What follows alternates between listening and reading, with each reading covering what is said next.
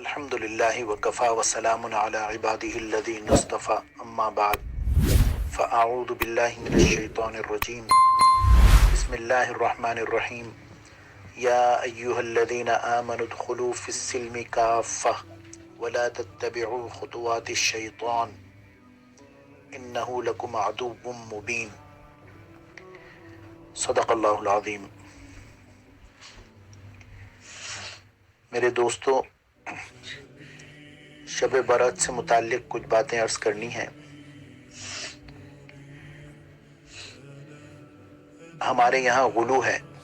एक तबका एक तरफ इंतहा पसंदी में है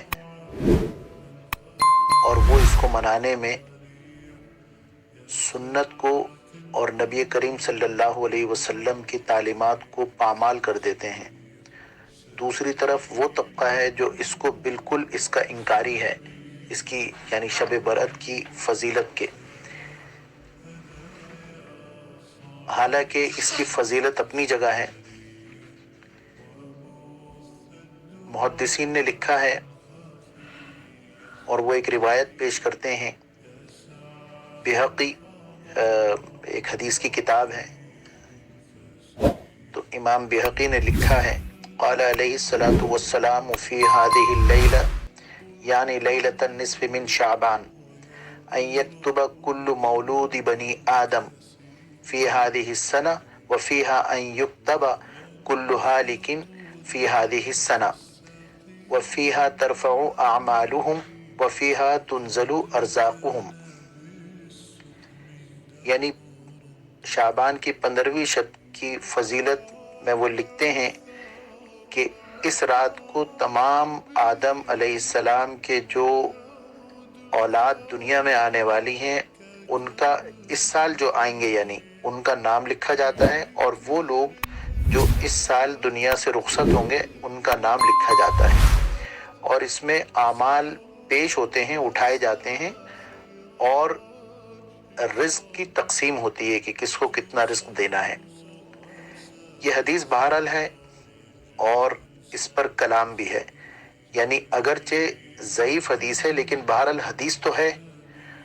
और हदीस हमने बुजुर्गों से सुना है, हदीस कभी ज़ईफ़ नहीं होती बल्कि उसके रिवायत करने वाले ज़ईफ़ होते हैं। हदीस तो बिल्कुल सही है, इसकी अहमियत अपनी जगह है। बाज़ औक़ात ऐसा महसूस होता है कि हमारे यहाँ बाज़ अहले इल्म हज़रात भी ऐसे मौक़ों पर, यानी शब मेराज का मौका हो, शब बरात का मौका हो, इस पे इतनी तवील बहसें करते हैं, मुबाहिस करते हैं, दानिश्वर बैठ जाते हैं। बिलखुसूस जब से ये टीवी में टॉक शो का सिलसिला शुरू हुआ है, ये दीन की शक्ल को इतनी बुरी तरह मस्ख़ कर रहे हैं कि अल अमान अल हफीज़ आने वाले वक्तों में मैं बहुत जिम्मेदारी के साथ ये बात कह रहा हूँ कि ऐसा महसूस होता है कि अल्लाह न करे एक तबका उठकर ये ना कह दे कि ईद की नमाज, ईदैन की नमाज कहाँ लिखा है कुरान में है। और जुमे की नमाज के बारे में भी ये कह दें कि इज़ा नूदिया इलस्सलाति मिन यौमिल जुमअति फसअू इला ज़िक्रिल्लाहि वज़रुल बैअ, कि जब आज़ान हो जाए तो फिर खरीद वगैरह तर्क कर दो, खरीदो फरोख्त तर्क कर दो और जिक्र की तरफ दौड़ो। तो यहाँ अगरचे ज़ाहिर है कि नमाज जुमा के बारे में है, लेकिन वो तबका ये कहीं ख्याल ना करे या ये दलील पेश ना करे कि ये तो जिक्र के बारे में है, तो बस काम बंद करके और थोड़ी देर के लिए जिक्र कर लो, जिक्र की जो भी सूरत हो। तो और इसमें बहस करने की ज़रूरत क्या है भाई? जो अमल कर रहे हैं बिलफर्ज शब बरात का, अगर किसी को मामूल है कि वो इबादत कर रहे हैं तो इबादत तो कम से कम कर रहे हैं ना। अब एक तबके ने, हाँ ये एक अलग बात है कि उस इबादत को इतना अपने ऊपर वाजिब कर लिया कि उसे और सुन्नत के तरीक़ों के मुताबिक, यानी आप सल्लल्लाहु अलैहि वसल्लम ज़ाहिर के हदीस में चुके हैं कि इब्न माजा में रिवायत है, क़ाल नबी सल्लल्लाहु अलैहि वसल्लम इज़ा कानत लैलतन निस्फ़ मिन शाबान फ़क़ूमू लैलहा वसूमू यौमहा फ़इन्नल्लाह तआला यंज़ुल फ़ीहा लिग़ुरूबिश शम्सी إلى السماء الدنيا فيقول ألا من مستغفر فأغفر له ألا مسترزق فأرزقه ألا من مستغفر فأغفر له ألا مبتلا فأعافيه ألا كذا حتى يطلع الفجر. یعنی آپ صلی اللہ علیہ وسلم نے فرمایا کہ جب 15ویں شب شروع ہو جائے رمضان کی وہ شعبان کی تو پھر رات کو قیام کرو اور دن کا روزہ رکھو، کیونکہ اللہ تبارک و تعالی سورج غروب ہونے کے بعد سے یعنی مغرب کے بعد سے آسمان دنیا پر تشریف لاتے ہیں اور یہ فرماتے ہیں، اللہ کی طرف سے یہ منادی ہوتی ہے کہ ہے کوئی مغفرت طلب کرنے والا کہ میں اس کو معاف کروں، ہے کوئی رزق طلب کرنے والا کہ میں اسے رزق دوں، ہے کوئی مصیبت میں مبتلا کہ وہ مجھ سے عافیت طلب کرے اور میں عافیت دوں. یہ اعلان ہوتا رہتا ہے یہاں تک کہ فجر کا وقت ہو جاتا ہے. تو بہرحال حدیث ہے. اب حدیث کو بعض لوگ اس کی بعض یعنی دانشور کہہ لیں کہ وہ اس کو بالکل یکسر اس کو کہتے ہیں کہ یہ حدیث نہیں ہے.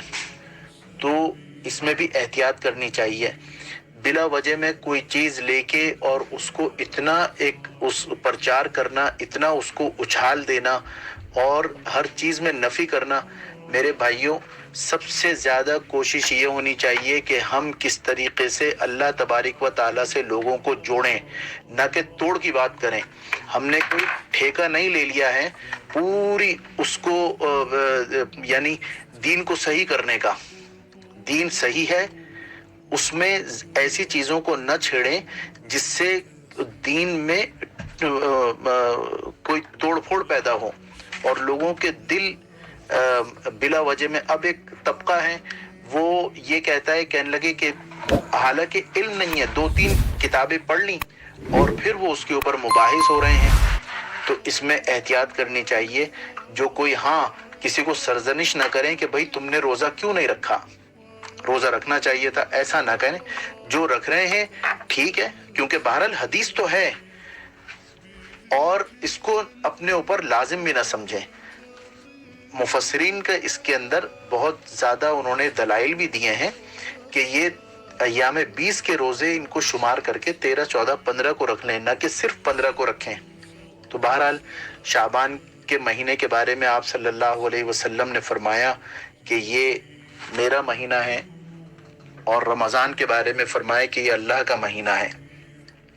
آپ صلی اللہ علیہ وسلم نے فرمایا، ایک روایت میں یہ بھی ہے کہ اللہ تبارک و تعالی بنو کلب میں جتنی بھیڑ بکریاں ہیں ان کے بالوں کے برابر لوگوں کی مغفرت کر دیتے ہیں اس رات میں.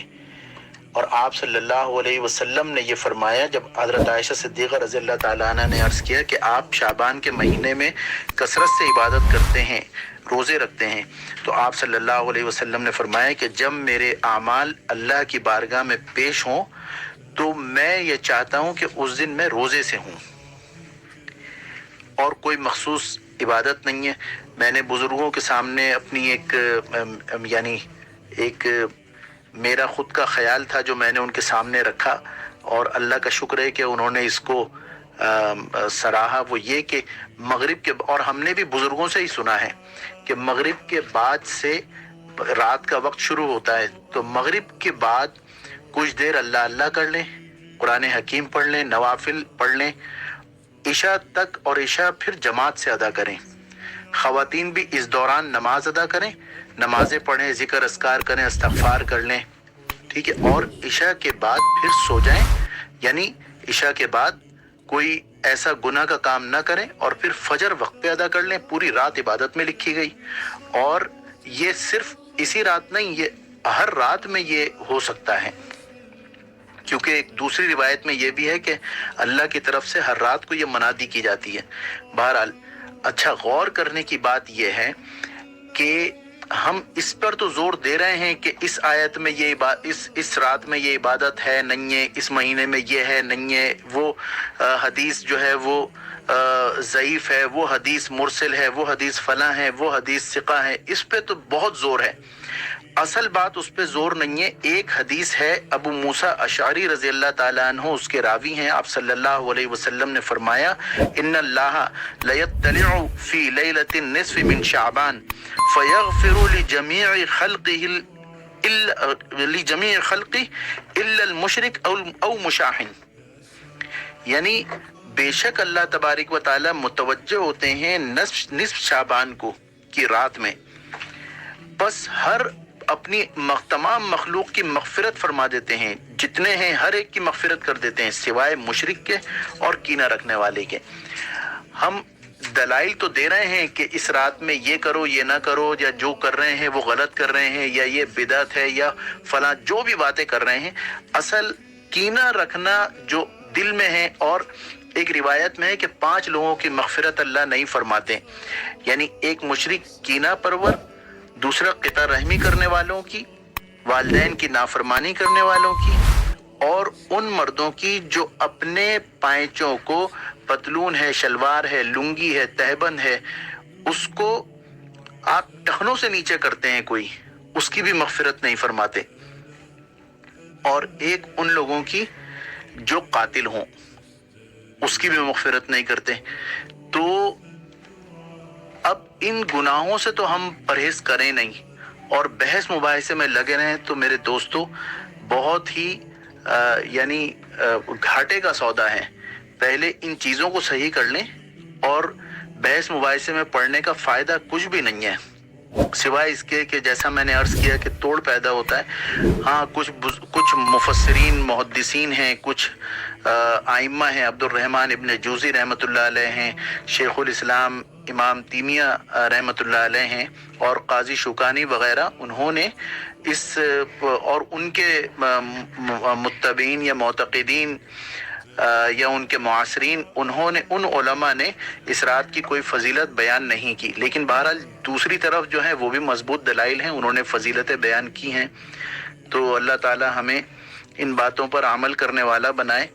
اور کوئی اگر کسی کا روزانہ کا معمول متاثر نہ ہوتا ہو تو وہ روزہ رکھ لیں، رات کو کچھ دیر اللہ اللہ کر لیں، اور اللہ سے گناہوں کی معافی کی طلب کریں، اپنے دل کو صاف رکھنے کی کوشش کریں. جو بری عادتوں میں ہیں وہ عادتیں چھوڑنے کی دعا کریں اللہ تعالیٰ سے. ماں باپ سے معافی مانگیں. ماں باپ میں کوئی اگر ناراض ہیں تو ان کو منانے کی فکر کریں. رشتہ داروں سے دل اگر پھٹے ہوئے ہیں، کٹے ہوئے ہیں، وہ ٹوٹے ہوئے ہیں تو ان کو جوڑنے کی کوشش کریں. مختصر سی زندگی ہے، اس میں ہم اگر انہی چکروں میں لگے رہیں تو میرے دوستوں پھر اللہ کو راضی کس وقت کریں گے؟ تو اللہ ہماری سب کی اصلاح فرمائے. وآخر دعوانا ان الحمدللہ رب العالمین. ہاں، میں نے جو آیت تلاوت کی تھی شروع میں کہ اللہ تعالیٰ یا ایھا الذین آمنوا ادخلوا فی السلم کافہ، اس کی ذیل میں یہ ساری باتیں کی ہیں کہ پورے کے پورے اسلام میں داخل ہو. اللہ تعالیٰ کو آدھا تیتر آدھا بٹیر نہیں چاہیے، پورے کے پورے داخل ہوں. اور اب جب غفلت ہو جائے کسی چیز میں، ظاہر انسان ہے، غفلت ہو گئی، تو اللہ تعالیٰ کی طرف رجوع کر لیں، اللہ تعالیٰ سے معافی مانگ لیں. بے شک اللہ تبارک و تعالیٰ معاف کر دیں گے انشاءاللہ، لیکن آئندہ گناہ نہ کرنے کا قصد بھی ہو. اللہ ہم سب کی اصلاح فرمائے. وآخر دعوانا ان الحمدللہ رب العالمین.